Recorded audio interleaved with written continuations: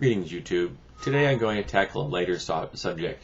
The latest book I just finished reading, known as Spook, and it's subtitled Science Tackles the Afterlife, and it's written by Mary Roach. Yes, it deals with death, and it's a lighter topic. This book was interesting.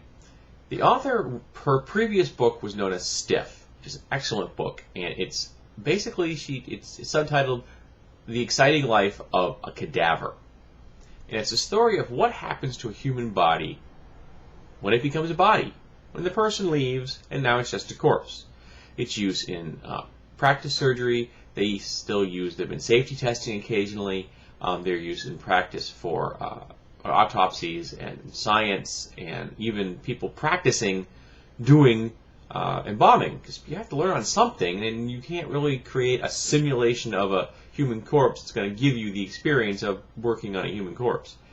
And I highly recommend her book Stiff. And she had a light yet academic tone to the book, which I really enjoyed.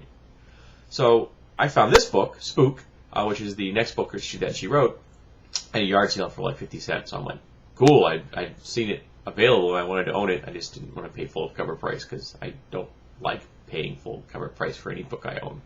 I'm a cheap bastard. She brings that same light and yet fairly academic tone to this book, and this book is a much different fish. It's a controversial topic. I mean, you're dealing with the afterlife. It's a very divisive subject. There are people who say, yes, I 100% believe in the afterlife. There are people who say, no, I 100% don't believe in the afterlife. And there's a very small segment of people who are in the I'm not sure range. So to handle this well is a balancing act. So she comes at this as neutral as you can, at the same time bringing that kind of clinical academic attitude she brought from the first book. It was much easier in the first book. She's dealing with a single topic. People are already dead, so what happens to their bodies? There's not a lot of controversy there, really. And yet she still brings herself to the page. I mean, when she sees something that she thinks is absolute bull, she comments about it. And sometimes she comments about it in an amusing or an entertaining manner. Now, the blurbs in this book would make you think, in some ways, that this book is a guffaw, hilarious, laugh-out-loud book. It isn't. It's entertaining. It's occasionally amusing. But I never found it outright funny nor hilarious. So whoever she got to do the blurbs, she paid well, or they have a very generous definition of what funny is. But the book each chapter covers a specific topic about the afterlife. There's a chapter on reincarnation. There's a chapter about people who have been researching if the soul has physical properties. And that may sound strange at first, but if you do some research into information science, people who really study data and track it, that data on your computer, that little box attached to this screen right now, has an electrical charge. An electrical charge is a physical property. So, in theory, data has a physical presence. It can be measured.